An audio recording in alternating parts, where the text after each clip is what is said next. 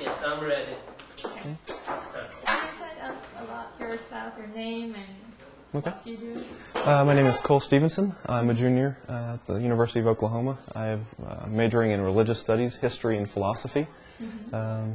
I was born here in Norman, Oklahoma, but grew up around Washington, D.C., and came back here to college to get my religious studies degree, and am hoping to go to grad school. And you went to Turkey, right? Yes, that's correct. And what was your expectation before you went? And did you learn or did you know about Turkish people or Turkey before? No, I knew very little about Turkish people. The one thing I did know was some of their historical background and how it had passed through history between Christian empires and Muslim empires, and its history around World War I and the downfall of the Ottoman Empire. And other than the fact that it was a secular society, but mostly Muslim, I knew very little, both about the geography, the people, or just the religious landscape. Have you had a hesitation to go to Turkey before then you got the invitation? No, there was no hesitation at all. I've been overseas a couple of different times, so it really wasn't that big of a deal. The only thing I thought about was there were rumors about the avian flu, but aside from that, I mean, it was very little hesitation, no worrying or fear or any of that. How was your family's or friends' reaction? My parents, I think, were a little bit more worried than I was, but I think that's pretty typical. They like the notion that we're going overseas, but they don't like it at the same time. They always worry a little bit about us, and they try and fix us up with phone cards and all of that, and make sure that we take all the right things. But some friends were pretty excited for me, but some, I guess, they're not really big travelers, so they don't really grasp the scope or the importance of it. So they were kind of ambivalent about it, but kind of varied. How did you find Turkish people? Oh, I found them to be extremely humble, very hospitable, extremely kind and compassionate to us. They adorned us Americans just with all these gifts and hospitality, and took us into their homes and made these incredible meals. That I'm sure the families were spending all day in preparation for it. So it just really took me aback about how compassionate and how giving they were. It's something that I don't think we see as much in American culture. Just the hospitality difference was just incredible. What struck you most in Turkey? I think what struck me most was the people.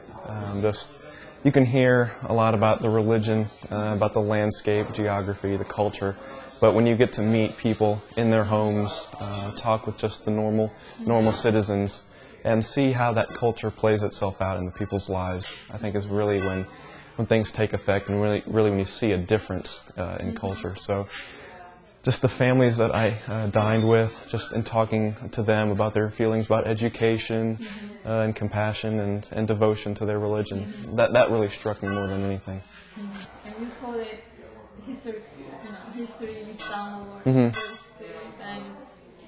you just saw that Turkey is cradle of many civilizations and many religions. And these people really increased together for centuries. Right. And how did it affect your hopes towards peace in the world? I think it encouraged it, because I believe if it has happened in the past, I believe we can attain it in the future.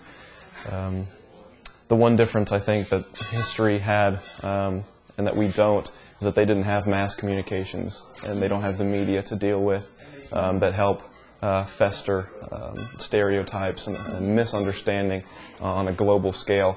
So that was one thing they had going for them. They saw people face to face. They didn't have to deal with abstractions about, Muslims are violent or Christians are violent, they're all crusaders. They dealt with the other religion on a daily basis, and they saw the human side of religion. And I think that's something that the media today has kind of skewed, that when you see these things on television sets about the discord and the violence, it removes any possibility or the human side of seeing the possibility that these people actually do and can interact in a very peaceful and very hospitable fashion. So seeing it on the ground in a more dynamic way than here in America was helpful, and it was a reminder that this is possible. It also reminds me that we have a lot of work to do, and that there are a lot of challenges that we face. The main one being mass media, and It was also nice because in Oklahoma there wasn't a lot of diversity, so people kind of enter into a comfort zone here where they don't see people different from themselves. But a lot of times that kind of results in a tyranny of the majority, I guess you could say, because there's that small minority who are different, and then they are just completely stereotyped. People don't understand them, don't really see the human side of them, and that's what we experienced in Turkey.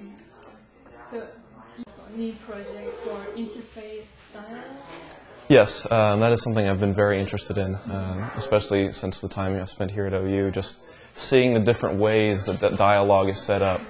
Because you can come together like with a purpose of speaking about your religion's beliefs, or you can do what Gulen has done. He's focusing on education, ethical education, and technology education.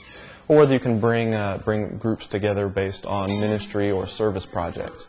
So just seeing the different shapes that religious dialogue and understanding can take, how that is pursued. So have you heard about Iran before? Yes, I had, in my trip to the Parliament of the World's Religions in Spain in the summer of '04, the Gulen Movement, which was not as big at the time, they had a small exhibition there in one of the exhibition halls.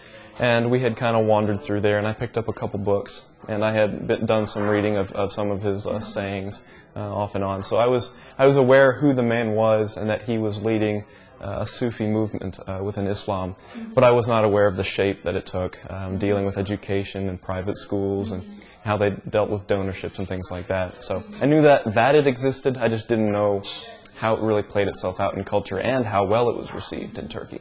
And this will help you to before some scholars and intellectuals across the world, and they think that Gulen should be nominated for Nobel Peace Prize. What do you think about it? Oh, I think that'd be a fabulous idea. I'd probably want to look in more about how it has affected places other than Turkey. I mean, certainly he's done some fabulous work there in Turkey with the private school system.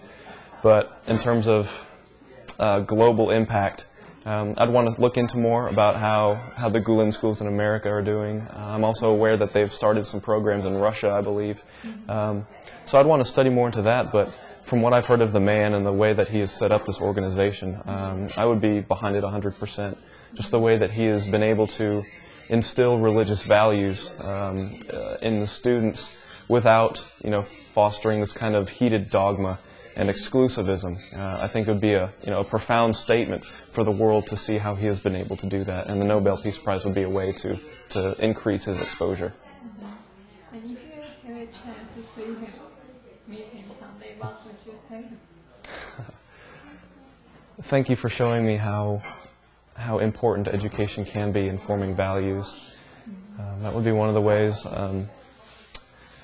I would probably have a lot of questions to ask him, how he maintains a very deep commitment to his faith and how he fosters a deep respect of others who believe things that are completely different from him. I would ask what his views are on different religious violent conflicts around the world, how he would maybe create a framework to begin to deal with some of those pains. If I could form coherent sentences, I think those would be the type of things that I would ask him. Finally, would you go back to Turkey sometime? Oh yes, I plan to. I plan to. Oh, I'd certainly advise it to the friends, especially those I feel need to see, Muslims face to face who have these preconceived notions. I'd love to see them go over there and see what a compassionate culture really looks like, and really see the humanity of the people there, and realize that our media gets it wrong about 99% of the time. Would you share anything that you want to say about?